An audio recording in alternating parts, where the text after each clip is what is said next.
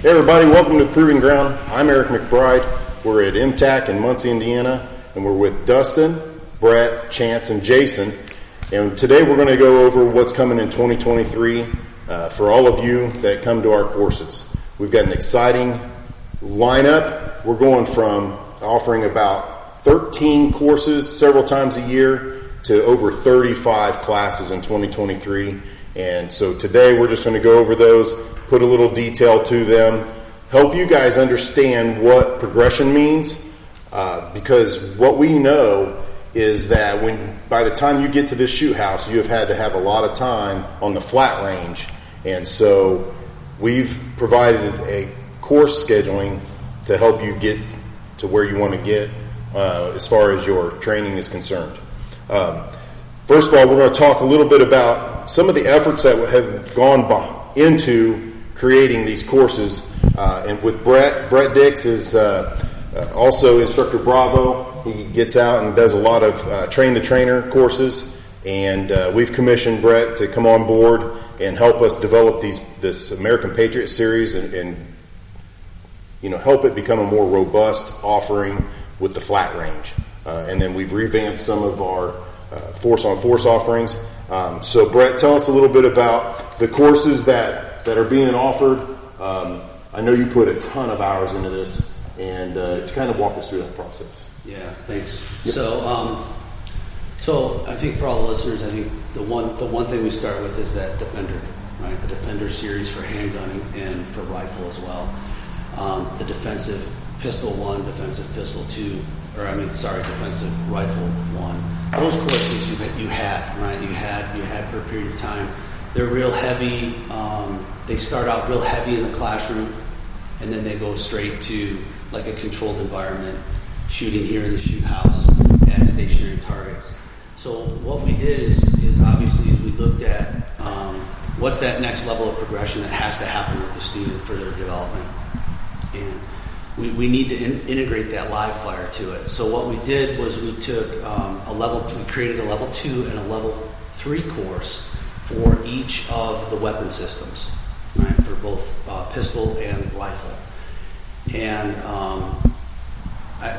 looking at that standard progression, so if you think about the level 2 course, whether it's the rifle or the pistol, what we do is we put people on the line, right? It's a lot of line drill stuff, weapon system manipulation, getting those neural pathways developed to start getting the student to instinctively interface with their weapon system, not just the targets, right? So we're talking about multiple targets, but we're talking about things like speed reloads, tactical reloads, getting used to their body interfacing with the weapon system, different positions, things like that.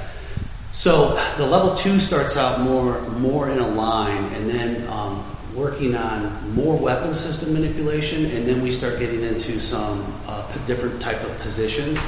And then the level 3 really starts getting heavily into more advanced techniques with the guns, things like type 2, type 3 malfunctions.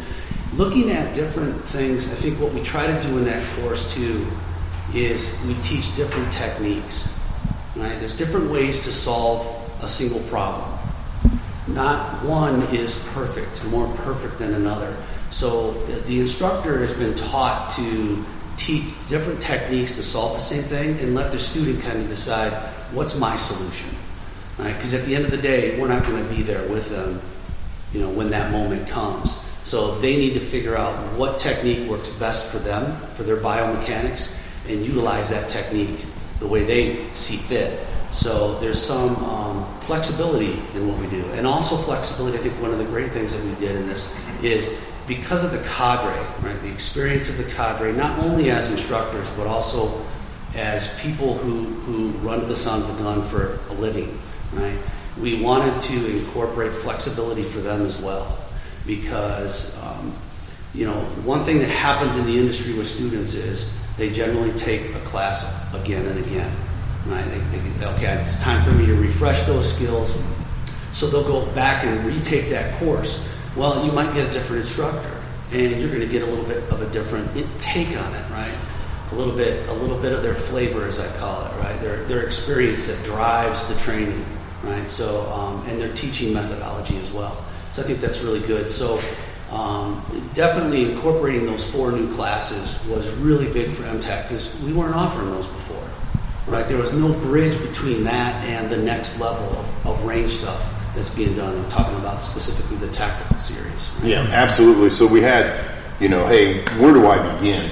Well, we have that in our first and second step, firearm safety, and our defensive pistol 1. So, yeah, bridging that gap. So we look at everything as missions. What's your mission? Is it home defense? Is it personal protection? Is it both? This is where it starts, is on that flat range. We can't teach tactics if you don't know your weapon system. Yeah. And those techniques that we're teaching in those precursor classes to the shoot house courses, right, to the home defender and the carry courses, right, where we're actually doing force on paper, force on role player. If you don't know you don't have those skills ingrained instinctively, you're going to have all that cognitive processing. So it's going to make it very, very difficult to learn the tactics if you can't interface with that weapon system and do all those skills instinctively. Right. So that's basically what we've done. We've filled in the gaps.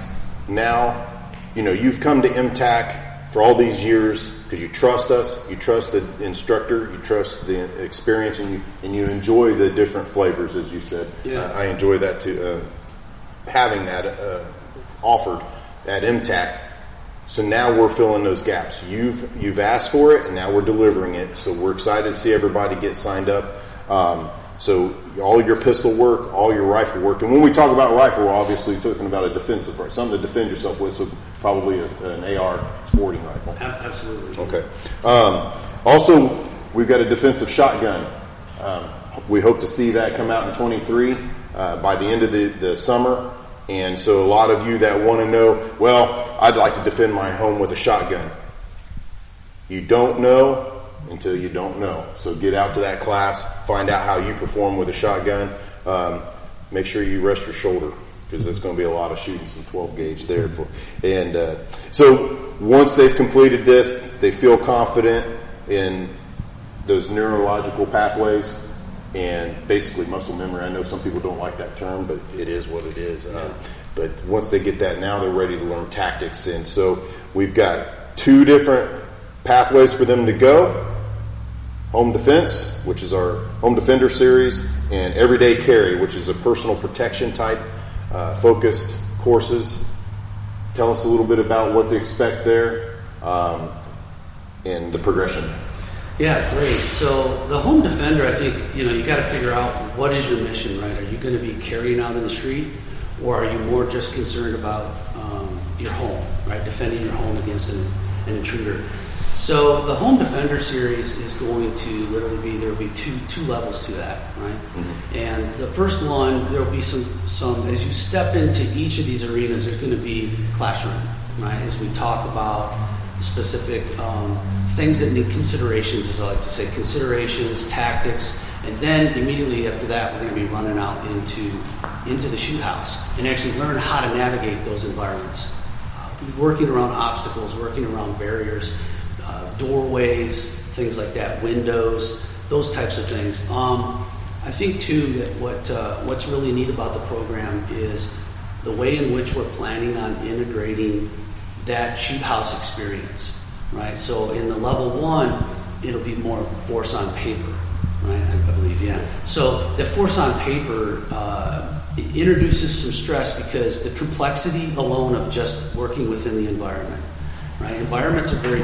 difficult to deal with, and I think I like to look across at what's going on in the nation nationally, and one of the things that I think we've always heard is what is advanced shooting, right? And I think about that, and I think about my evolution of experience over 20 plus years of doing this. Is you'll hear it explain that advanced shooting is doing the basics really well.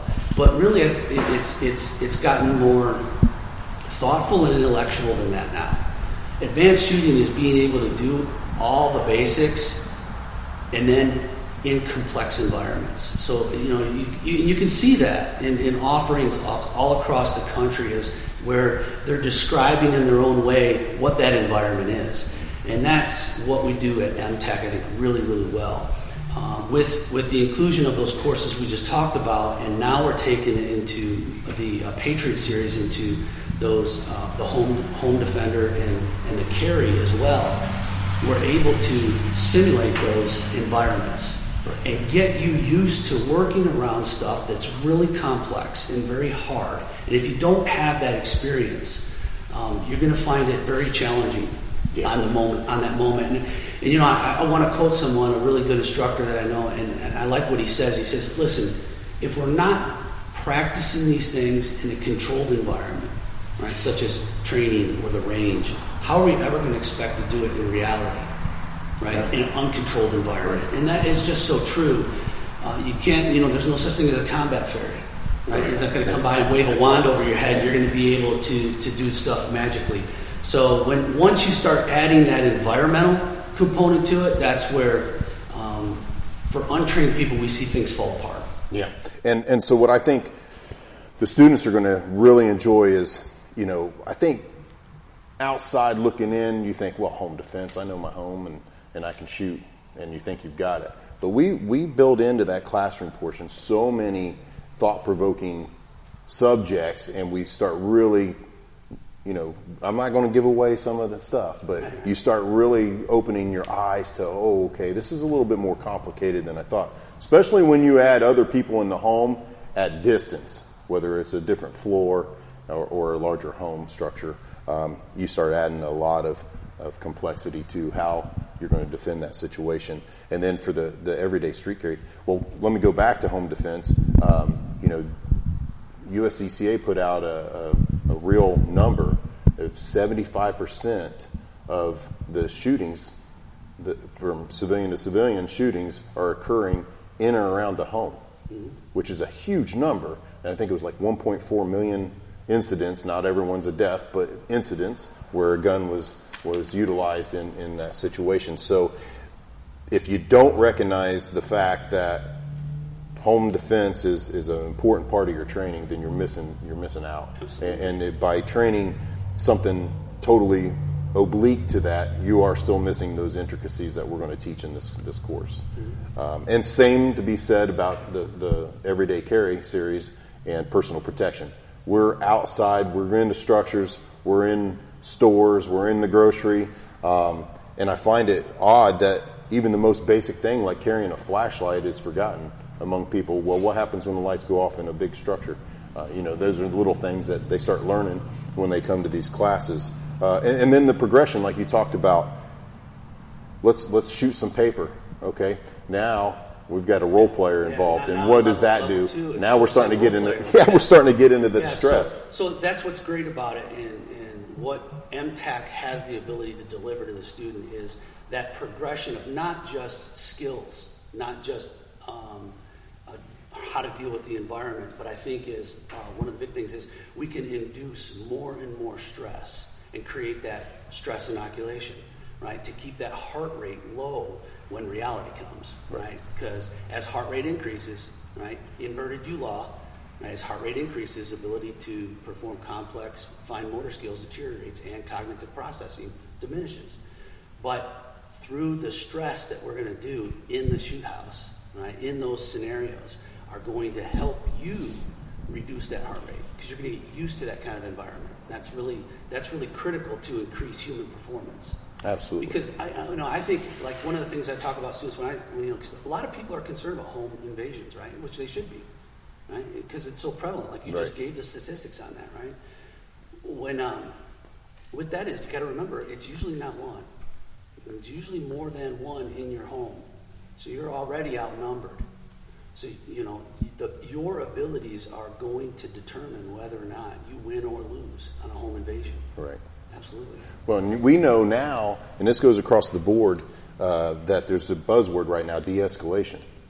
Well, it's unfortunate it took some situations to make that a buzzword because it's always been prevalent in professional side of the house. That's the one thing that I think our students get so much out of these roles or these scenarios is they get to actually experience de-escalation. They have to engage in it. They actually have to talk to somebody.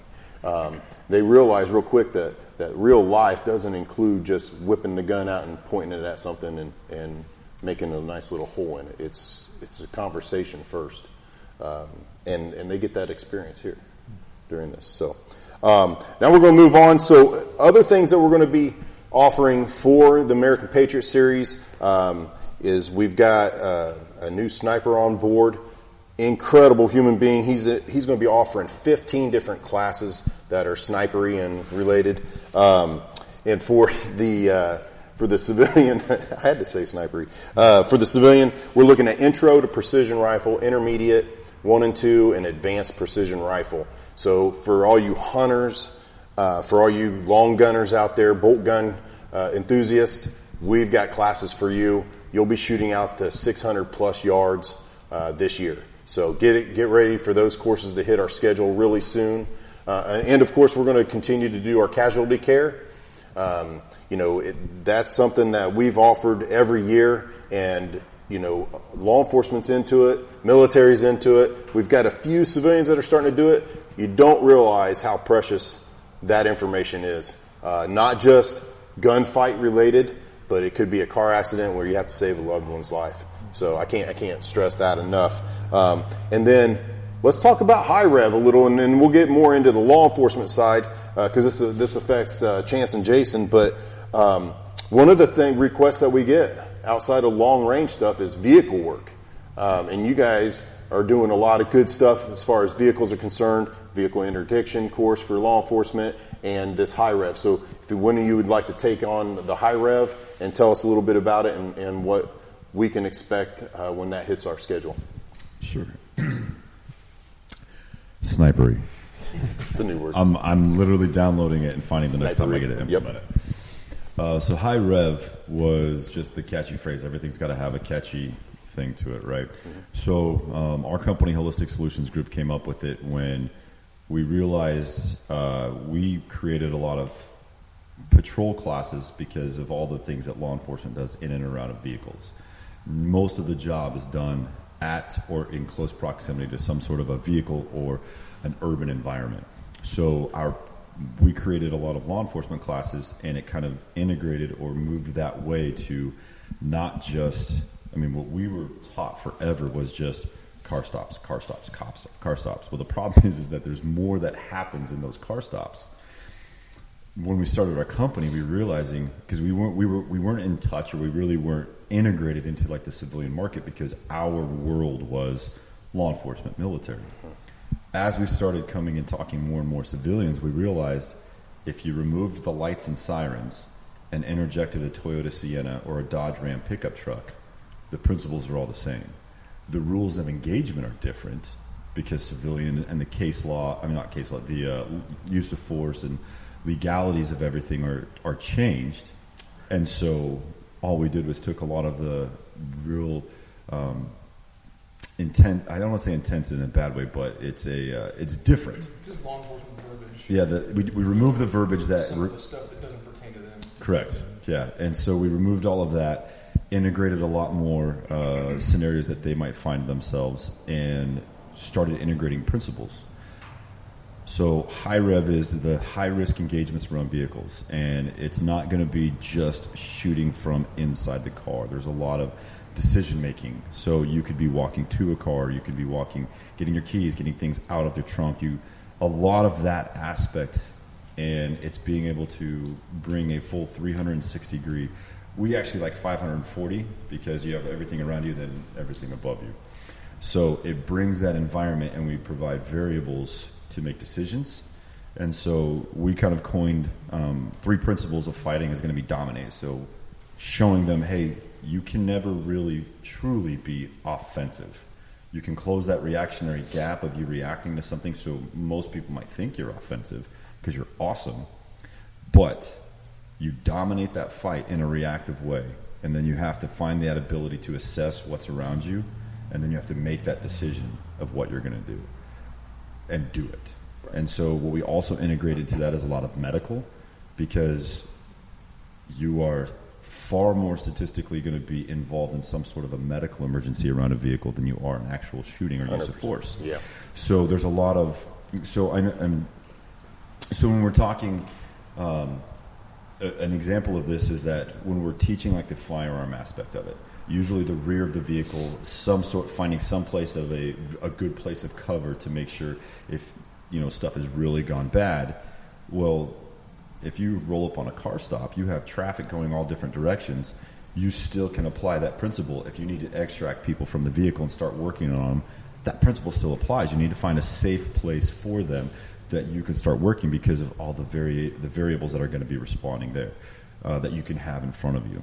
So it's not just the high rev is not just shooting around vehicles. Yes, deadly force is definitely going to be the peak, but the principles are applied far more and far greater. So that's why a lot of this is good, is because the variation of all that MTAC offers, it's a great environment for us to teach this class in, bring it to them of saying, hey, so by the end of the day, they're actually able to engage targets, understand what we call casualty collection points, or like places to kind of lock it down to kind of make a safe place for medical or triage, but at the same time understand priorities that if stuff really has gone bad, you find yourself in some sort of civil unrest and such, that you have the ability to understand how to stow what you're doing and what you're working with while prioritizing what needs to be done and then making those vital decisions. So I guess that's really something that we have a big hole here for.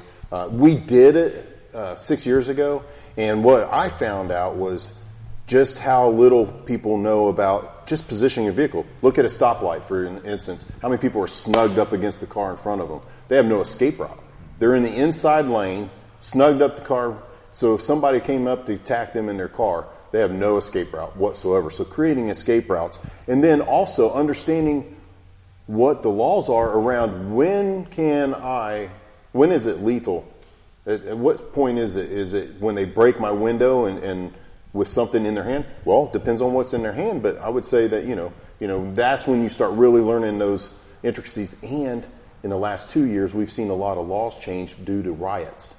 First of all, how to avoid them. Situational awareness is pretty big thing.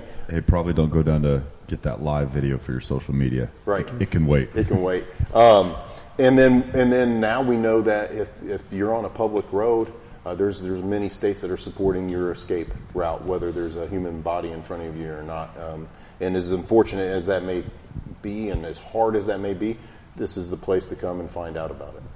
Another aspect we add to this, being law enforcement officers for so long, that we provide in that class, like we talk about how to articulate, how to concisely relay what happened in a manner that would be conducive to giving a statement to law enforcement. Because if you're going to be in a use of force, you will be talking to law enforcement. Yes. No matter, even if you didn't fire a round, you still are probably going to be talking. And what we have found is at the beginning of the class, people are like, yeah, I did this, I pied out, or I presented, I drew, did this. And it's like, hey. Using all that fancy language they've learned. Exactly. Some of the classes we like to talk about. Yeah, exactly. And we're like, hey, guys, guess what? They don't care. No. That's not articulating what happened. Articulating a use of force is such as, I watched something happen, I noticed this person did this, which made me feel this, therefore I reacted this way. And it allows them from the start of it to more going from, hey, I'm no longer talking to my buddies or my family like in a social gathering about whatever the coolest gun is. I'm actually talking to a law enforcement officer that doesn't know me, has no idea who I am, has to be impartial, might be an asshole right now because of stuff that he's going on, and how to deal with that. Right. And how to articulate stuff to him to better yourself, because the first thing we tell them, which is the first thing as cops we do, the first thing you're going to tell them is saying, I will cooperate in every way, shape, or form, but I want my attorney. Because that you have to understand your self-interest first. But then also understand when you talk, you will be offering a statement and how to talk to them in a respectable manner that's going to be helping your situation, because all of what you're going to be doing is now going to be the process of court. And we've talked about that. It's going to be one of the principles of the gunfighting is the legal fight that you will have for it. Right. And often that's where big organizations are going after good people wanting to defend themselves. If they can bankrupt us in court, it takes the fight out of us. Right. And it's like, no, let's do this. Let's put all the things we can in our pocket. Absolutely. So, a lot of the training, I'm hearing this too, is we're going to minimize hesitation by getting in a shoot house, because we know what causes hesitation is the processor speed, right? That freeze or run or fight kind of thing, and and then also litigation, like, oh crap, I don't think I can do this. All that goes away when you get the experience here. And real quick, for the Tier 1 students out there, as we speak right now, which is December 17th, 2022, there's only 14 spots left in IC1 or IC2 for the entire year of 2023. Get them. But going back to the snipery things, we're going to be offering a long-range tactical carbine 1 and 2. Those will be prerequisites for Interior Conflict 4. So make sure you put that on your calendar too. And then now let's move on to law enforcement. So, wow, MTAC blew up this year with law enforcement. We experienced a 680% increase, which is massive. So we've got some momentum with law enforcement right now. They're recognizing the need for their training. They're starting to get better training budgets. We're starting to see that. I think there's been some catalysts here recently that have pushed that. And they're starting to trust the MTAC brand to get here and get their training. So let's talk about HSG coming on over here to MTAC. I'm excited about it. You guys will be integrated fully with us. We just did 3 days of vehicle interdiction course. People can go online and read all about that. That's not a new thing, but I think our next one's March 24th through the 26th of this year's our next one. So get on and get up that here in Indiana. Yep, right here in Muncie. And so what we're looking at now is we're going to talk a little bit about what else you guys are going to offer law enforcement here at MTAC. Yep. Start with the tech stuff. So one of our courses that we've got going with a company called Recon Robotics is a tech operator course. We're working with them as a kind of a certification course. What the thing is that we were using robots and on the teams that we were on, and we noticed that it has a huge advantage. The problem is that just like with everything else, most of our tools stayed on the truck until we needed it. We took a shield and we might have take our breaching tools, maybe. Everything else was a hey, go get this. And then we'd have to wait for it. And so what we're trying to do is, with this course, is make a tech operator a dedicated role on a team. I know there's some pretty high-speed teams out there that see the need for that, and we've talked to a few teams that say, yeah, we use tech the way it should be used. And so what we're trying to do is work with Recon Robotics to get out there and kind of start showing them, like, hey, you can. It's not a burden to carry this tiny little robot and a handheld controller and still be able to do other functions until we need that tool, because there's a lot of new technology coming out, and our thing is, if I don't have to have one of my guys stick their head around that corner or up in that attic or down in that basement, and I can have a robot do it or have it on a pole and stick it down underneath the stairs or something like that, then 100% I'm going to do that. I'll never forget one of the first times on an entry on our teams. We had to check an attic, and I said, okay, how do we do that? And they're like, well, who's the skinniest dude? It's like, okay, that seems logical. I need 3 volunteers. Yeah. For what? I need 2 volunteers. Exactly. Yeah. So it kind of blew me away. I'm like, there's got to be. But we even tried to make our own with a GoPro and some lights and a painter's pole. But then it's like bring it down and try and look at what was up there, and it's like right. It was. So, anyways, the need for technology is there, and it's out there. It's I don't understand why, spending however much on a robot is worth more than paying millions and millions of dollars for a line of duty death when it could have been prevented. Right. And so that's one of the biggest things that one of the biggest things we're trying to push with that is it's not a burden to bring your technology and your tools with you. Here's how here's the easiest way to do it. Here's some suggestions. Our biggest thing is we don't want to come in and reinvent how you do things. we are going to take this course and look at your SOPs and say, okay, how do we integrate this into your existing communication protocols and stuff like that? I'll talk about Pennsylvania. To make it as we're just trying to make it as simple and as streamlined as possible because we only have them for so much time. And how do we get everything we want to get to them in their language? I guess is kind of the goal of it. Go ahead. Yeah. Like we saw this, and just like he's saying, a bad way of doing like a tech operator. There's explosive breachers. We've got snipers. We've got canines. Like dedicated dudes who go out, train for this, all of this stuff because it's a specialty role. And we it was like one of those things like, why don't we do all this? Because every time where it seems tech is involved and tech seems to be more and more a showcase, we're like, why is it not something that is looked at as a profession rather than just a matter of convenience? Yeah, you learned to fly the drone last week at training, so now you're the drone guy. Right. It's like that's you can't do that's that. how we treated it. There's FAA regulations, bro. Right. That's illegal, Yeah. right? Like you can't just say, "Hey, here's you. Go figure this out." Mm-hmm. And we grant they do their best, and we're not dogging those guys. But as far as the commanders and stuff goes, it's like we want to make sure they have something that, at the end of this, we offer them hard TTPs of how to integrate this into their team. We teach them that there are ways of safely doing this to make this a profession. It's not to overshadow something. It's not to say, hey, this is the end all. It's making this a tool because the end users are the most important.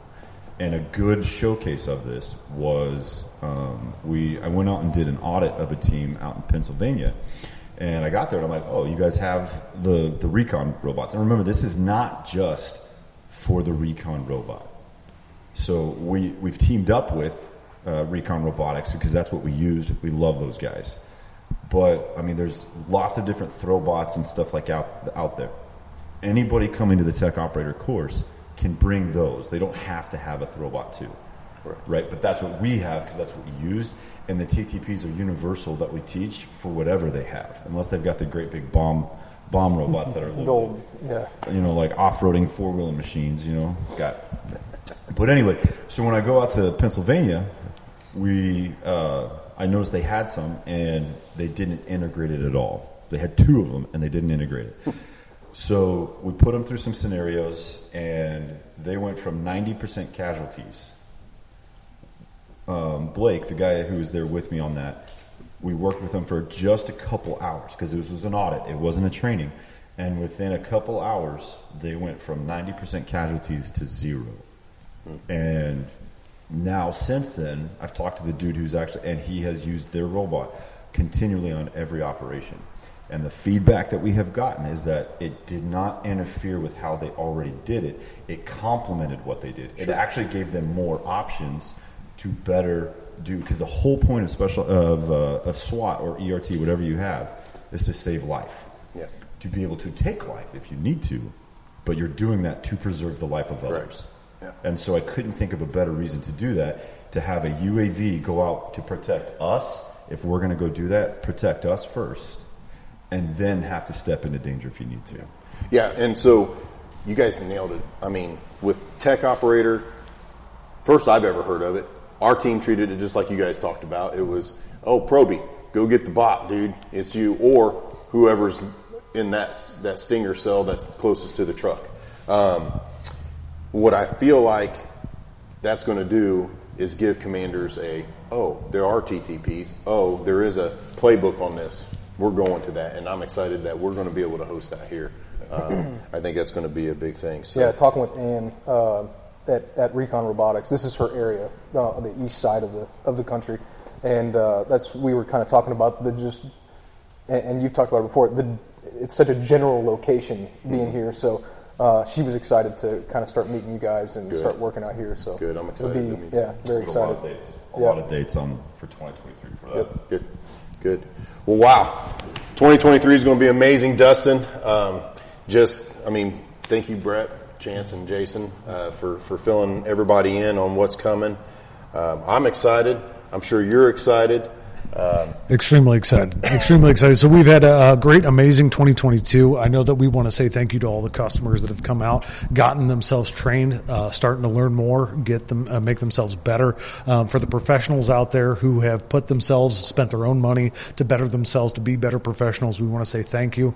As you can tell, we are invested in you and the customer as professionals and, consumers. We want to make sure that you guys are taken care of. You're getting the training that you need to be better, do better, and just have a happy and safe 2023. That's what we're looking forward to. Absolutely, and I think that's a great way to wrap this up. Hey, give us a like if you enjoyed what we're talking about, and if you didn't, hit the down button. It still gives us something to go on, and we always appreciate everybody's feedback. Until next time,